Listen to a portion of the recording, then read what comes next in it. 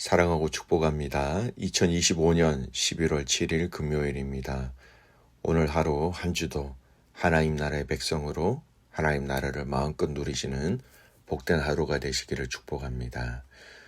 오늘 말씀은 인생의 주관자 되신 하나님이라는 제목으로 말씀을 나누고자 합니다. 오늘 말씀은 에스라 6장 1절에서 12절까지 말씀입니다. 말씀 봉독합니다. 이에 다리오 왕이 조서를 내려 문서 창고 곧 바벨론의 보물을 쌓아둔 보물 정각에서 조사하게 하여 앙메데 궁성에서 한 두루마리를 찾았으니 거기에 기록하였으되 고레스 왕 원년에 조서를 내려 이르기를 예루살렘에 있는 하나님의 성전에 대하여 이르노니 이 성전 곧 제사 드리는 초소를 건축하되 지대를 견고히 쌓고 그 성전의 높이는 60규빗으로 넓이도 60규빗으로 하고 큰 돌 3켜에 새 나무 1켜를 놓으라. 그 경비는 다 왕실에서 내리라. 또 느부갓네살이 예루살렘 성전에서 탈취하여 바벨론으로 옮겼던 하나님의 성전 금, 은 그릇들을 돌려보내어 예루살렘 성전에 가져다가 하나님의 성전 안 각기 제자리에 둘지니라 하였더라. 이제 유브라데 강 건너편 종족 다드네와 스달보스네와 너희 동간 유브라데 강 건너편 아비삭 사람들은 그곳을 멀리하여 하나님의 성전 공사를 막지 말고 유다 총독과 장로들이 하나님의 이 성전을 제자리에 건축하게 하라. 내가 또 조서를 내려서 하나님의 이 성전을 건축함에 대하여 너희가 유다 사람의 장로들에게 행할 것을 알리노니 왕의 재산 곧 유브라데 강 건너편에서 거둔 세금 중에서 그 경비를 이 사람들에게 끊임없이 주어 그들로 멈추지 않게 하라. 또 그들이 필요로 하는 것 곧 하늘의 하나님께 드릴 번제의 수송아지와 순양과 어린 양과 또 밀과 소금과 포도주와 기름을 예루살렘 제사장의 요구대로 어김없이 날마다 주어 그들이 하늘의 하나님께 향기로운 제물을 드려 왕과 왕자들의 생명을 위하여 기도하게 하라.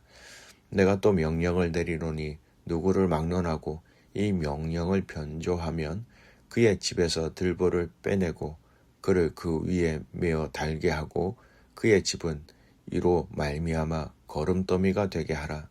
만일 왕들이나 백성이 이 명령을 변조하고 손을 들어 예루살렘 하나님의 성전을 헐진대 그곳에 이름을 두신 하나님이 그들을 멸하시기를 원하노라.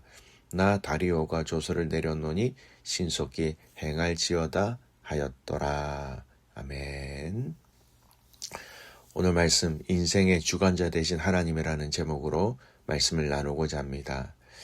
에스라 6장 1절에서 12절까지 본문 내용인데요. 오늘 본문의 내용은 바사왕 다리오 왕의 조서를 중심으로 중단된 성전 건축이 다시 공식적으로 허락되어지는 굉장히 중요한 전환점을 기록하고 있는 말씀입니다.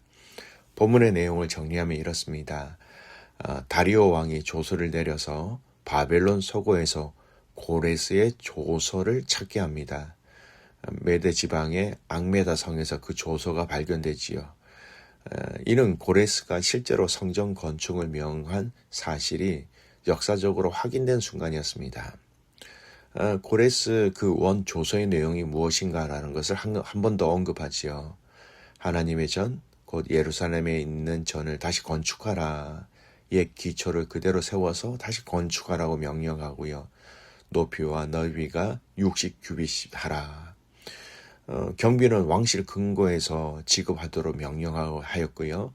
성전 기물들은 느부갓네살이 바벨론으로 가져간 그 금과 은 기명들을 예루살렘 성전으로 다시 돌려놓으라라는 것을 명령한 그 원조서를 확인하게 됩니다.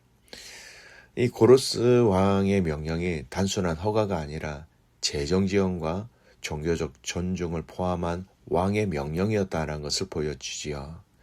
그런데 이 명령 이후에 저희가 이전의 말씀을 묵상한 대로 대략 한 16년이라는 시간 동안 이 성전 건축이 악한 자들의 방해를 통하여 중단되어졌습니다. 그 중단된 이후에 다시 이 성전을 건축하려고 하는 이 즈음에 이 다리오 왕이 새로운 조서를 내리는 것이 오늘 6절에서 12절까지의 말씀입니다. 6절부터 내용을 살펴보면 성전 공사 방해를 금지합니다. 유브라데 강 건너편 총독들에게 조서를 보내서 그들을 막지 말고 하나님의 전을 세우라라고 명령하고요. 세금으로 거둔 왕의 재정에서 이 공사 비용과 제사에 필요한 짐승, 곡식, 포도주 기름들을 공급하라라고 재정과 물질에 대한 지원까지 명령합니다. 목적은 하나님께 향기로운 제사를 드리고 왕과 그의 자녀들의 생명을 위해 기도하게 하게끔 하기 위하여서 만약에 이것을 불순종하면 그 불순종하는 자의 집을 헐고 그를 나무에 매달아라라는 엄중한 경고를 하게 됩니다. 하나님의 권위와 왕위의 권위가 함께 강조된 조서였다라는 겁니다. 여러분, 이 두 왕의 스토리를 보면서 우리는 이 세상의 역사를 주관하시는 분이 누구인지를 확인하게 됩니다. 여러분, 고레스 왕은요, 바벨론 포로 귀환의 시작점을 연 왕이었고요. 다리오는 그 약속의 완성점을 이어받은 왕이었습니다. 두 왕은 서로 다른 시대의 인물이었지만 하나님께서는 이 두 왕을 통하여 하나님의 구속사 역사를 계속해서 이어가신다라는 겁니다. 하나님의 섭리 속에서 왕들이 쓰임을 받았다는 것이죠. 고레스는 시작의 도구로, 다리오는 완성의 도구로 쓰임받은 왕. 그러니까 하나님의 역사는요, 시대와 왕이 바뀌어도 중단되지 않는다는 것을 알 수 있습니다. 때로는 착한 왕을 통하여 하나님은 당신의 역사를 이루어 가실 때가 있고, 때로는 악한 왕을 통하여 당신의 역사를 계속해서 이루어 가실 때가 있다는 것이죠. 착한 왕 다윗입니다. 하나님의 마음에 합한 왕. 사무엘상 13장 14절에 보면 하나님께서 자기 마음에 맞는 사람을 구하여 하나님께서 그를 그 백성의 지도자로 삼으셨다라고 얘기합니다. 하나님은 다윗을 세워 이스라엘의 왕국을 확립하고 예배 중심의 나라를 세우셨지요. 다윗은 하나님의 뜻을 따라 통치하며 메시아의 계보를 여는 도구가 되었습니다. 착한 왕을, 순종하는 왕을 통하여서 하나님 역사를 이루신 거죠.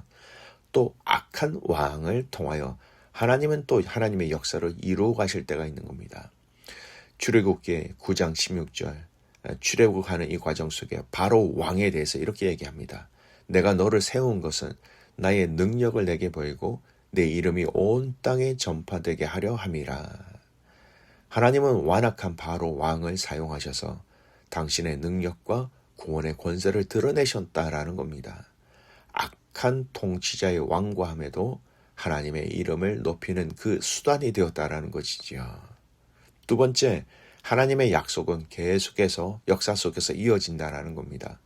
고레스 왕의 조서로 시작된 성전 회복의 시작과 회복은 다리오 왕 시대에 이루어졌습니다. 하나님의 약속이 세대와 세대를 뛰어넘어 이루어진다라는 구속사적 역사의 흐름이란 것이죠. 즉 하나님이 이 역사를 인도하시고 역사를 움직이시는 하나님의 주권이 있다라는 겁니다. 바벨론의 멸망, 페르시아의 부흥, 다리오의 계획, 이 모든 것이 하나님의 큰 계획 속의 한 부분이라는 것이지요. 자, 이것은 역사를 통하여 우리가 적용할 수 있는 적용적임이라면 이런 하나님은 우리의 삶 속에서 어떻게 일하시는가?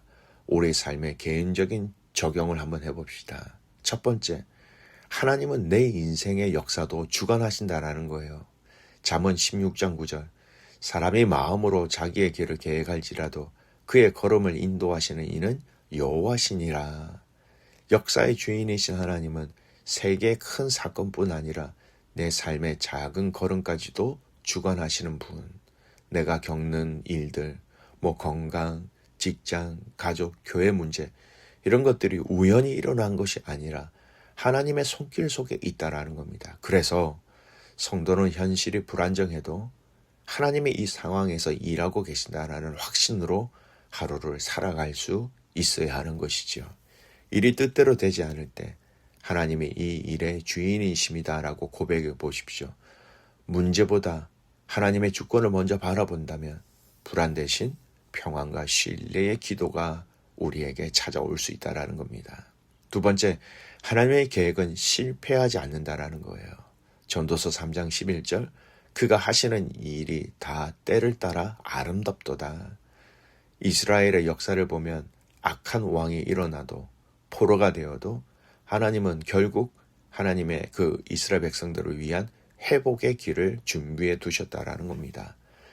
마찬가지로 성도의 인생에도 실패처럼 보이는 순간에 하나님의 뜻이 숨어 있는 것입니다. 우리의 눈에는 막힌 길이지만 하나님은 그 길을 통해서 성숙과 훈련과 새로운 은혜의 문을 여신다라는 겁니다.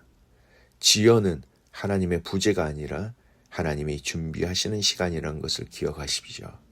절대 절망 대신 소망으로 우리의 인생을 해석하게 될 것입니다. 이런 우리들에게 더 적용되어지는 있다면 하나님은 우리의 순종을 통하여 하나님의 역사를 이루어 가신다라는 겁니다. 하나님은 주권적으로 모든 것을 행하시지만 동시에 성도들의 순종을 통하여 역사하십니다.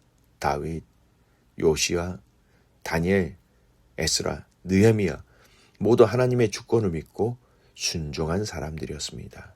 우리의 작은 순종에도 하나님의 큰 역사로 이루어진다라는 것, 가정에서, 교회에서, 직장에서 순종과 믿음의 삶을 살아가는 그 걸음 하나하나가 하나님 나라를 누리고 하나님의 나라를 세워가는 도구가 된다라는 것입니다. 오늘 이 하루 내 인생에, 우리 가정에, 우리 교회의 역사의 주인 되신 그 하나님을 순종함으로 바라볼 수 있는, 승리할 수 있는 믿음의 가족들 될 수 있기를 주님의 이름으로 축복합니다. 아멘. 기도하겠습니다. 살아계신 하나님 아버지 감사합니다. 역사의 주인이시고 역사의 주관자 되신 하나님을 오늘 이 말씀 속에서 찾게 해주셔서 감사합니다. 실패하지 않는 하나님의 역사, 대를 이어, 세대를 이어, 왕을 이어 이루어 가신 하나님의 그 역사를 우리의 믿음의 눈으로 우리의 삶 속에서도 바라보게 하여 주시옵소서. 내 인생의 주인이신 하나님을 신뢰하게 하시고 그 하나님의 계획은 절대 실패하지 않기 때문에 나의 인생도 결코 실패하지 않는다라는 것을 알게 하시고 그 순종의 역사를 통하여 하나님 나라를 마음껏 누리고 체험하는 우리의 삶 되게 하여 주시옵소서. 그렇게 행하실 그 주님을 신뢰하며 살아서 역사하시는 예수 그리스도의 이름으로 감사하며 기도드리옵나이다. 아멘.